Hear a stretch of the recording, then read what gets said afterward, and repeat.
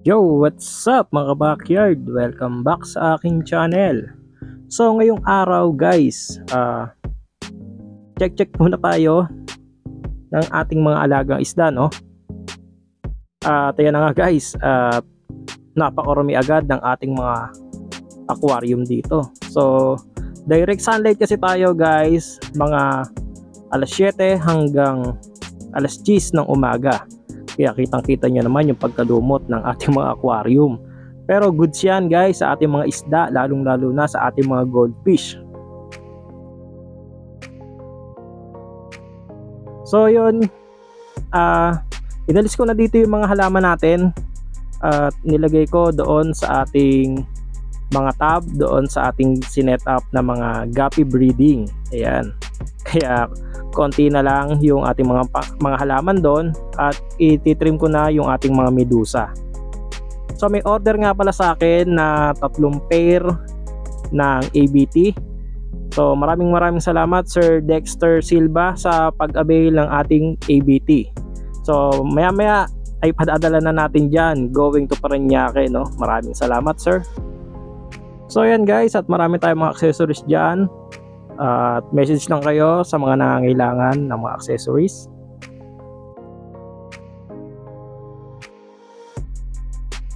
So ito na nga yung pinili kong 3 pair. So pinagkatiwala sa atin ni sir yung pagpili ng ipapaship natin sa kanya mga ABT, no?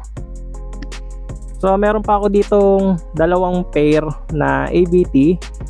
So yun lang yung available natin na pwedeng ibenta, tapos yung ating mga HB Blue.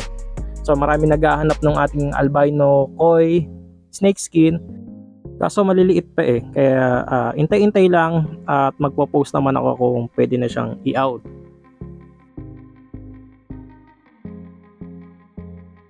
So ito na nga guys, at naibalot ko na yung order sa atin. So ito yung 3 ABT male, tapos ito din yung 3 pirasong ABT na female. So yun na nga.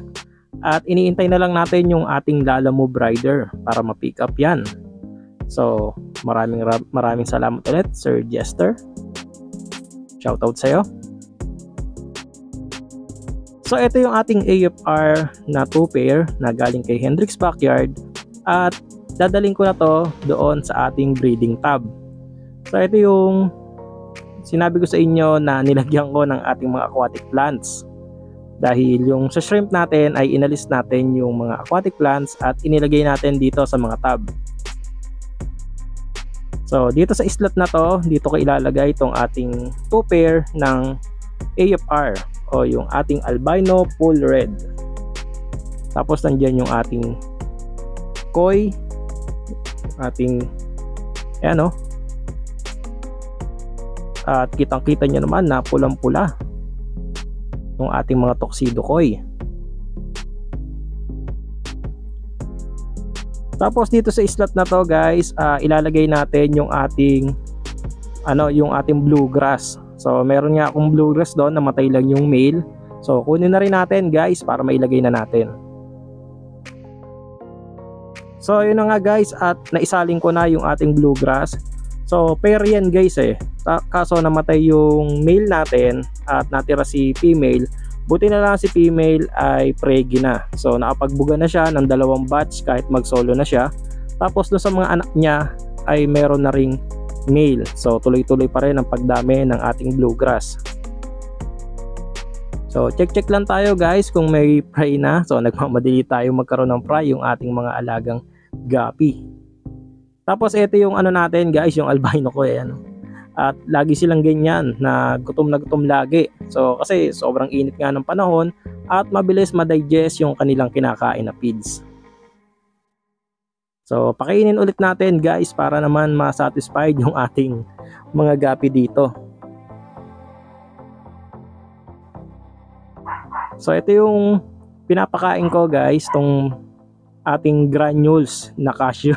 Hindi siya cashew, no? So PO1 lang to guys, tong ating pinapakain sa ating mga guppy. Ayan. At gustong-gusto naman ng mga alagang guppy natin 'yan.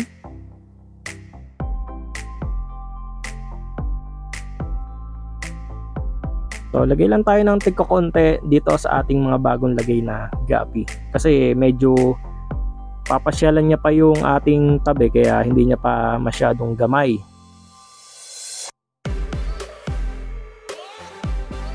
So dito ko nga pala nilagay guys yung ating mga HB Blue. So naparami nating HB Blue guys.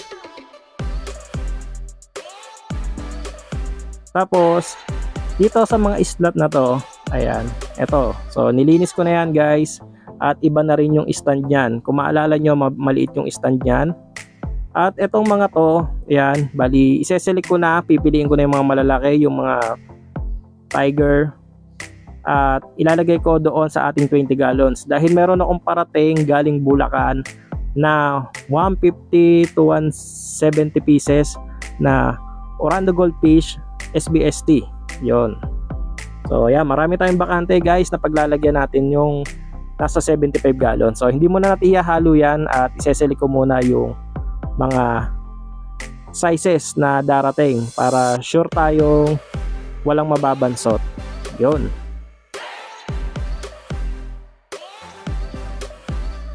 So ayun guys, at inabot na nga tayo ng gabi, no? At makikita nyo, nalinis ko na guys. At pinaltan ko na ng tubig yung ating 75 gallons at ready na yon para ihulog at i-acclimate yung darating na goldfish natin. So ito yung ibang goldfish na ilalagay ko muna to sa ating 35 gallons. So ito yung ating mga Tiger, ayan, nasa isang 20 gallons. So siguro mga 20 pieces to. Pour out naman lahat yan.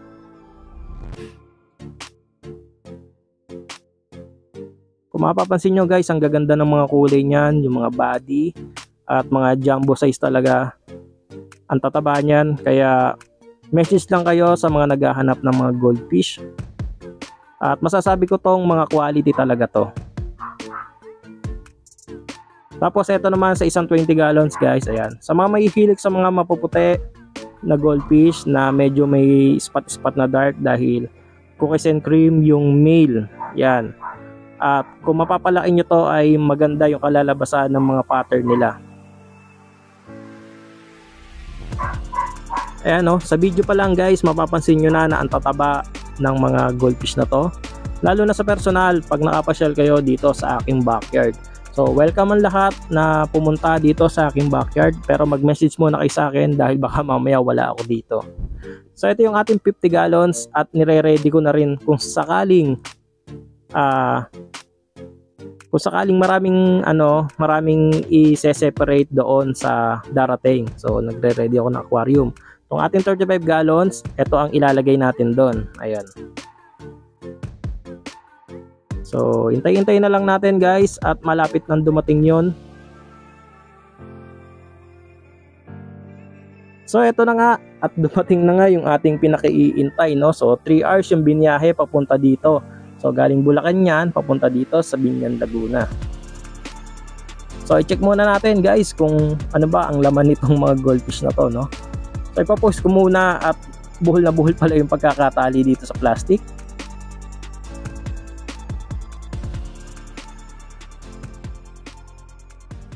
So ayan na nga guys, at ito na yung ating pinakihintay ng mga goldfish na SBST, no? So maganda na nga yung pagkakapackage ni Sir dito sa ating in-order na mga goldfish. At tingin ko ay mga nasa 10 pieces to 15 pieces ang laman ng isang plastic. So maganda yon dahil hindi maka-crowded yung mga goldfish. Kung dumumi man yung tubig, makokontrol pa rin at magtatagal yung oxygen nila doon sa plastic at hindi sila malalasaw ng kanilang poop. Ayan. So mamadaliin na natin guys at para may acclimate agad natin sila ng sabay-sabay. So maganda naman yung naging setup namin ng pagde-deliver. So pinaship niya to ng alas 5 ng hapon at tamang-tama lang yon guys kasi hindi na mainit yung panahon na yon. Pwedeng tumagal yan hanggang 5 oras na nasa plastic. Depende na lang kung dudumi yung tubig. Kasi pag nagpapaship kami, dapat kung kinabukasan hindi mo na dapat pakainin ng gabi yung pa-deliver mong goldfish, lalo pag malalayong lugar, para maiwasan na rin natin yung pag dumi doon sa kanilang tubig. So yan, i-acclimate ko na to guys, at i-update ko na lang kayo dito. Mga 10 pirasong plastic yan guys. Tapos ito, ayan, ire-ready ko na to, baka mamaya nga merong mga malalaki o mga maliliit. Tapos update ko na rin kayo dito sa aking mga accessories, sa mga aking fish food. Ayan ito yung mga stock natin guys. Meron na tayong mga feeds dyan ng mga PO1 at PO2. So inayos ko na nga yung ating mini pet shop. Ayan. So itong mga Amazon na to at yung General Aid ay ginagamit ko yan guys, pati yung ating yung spirulina wafer. Ayan.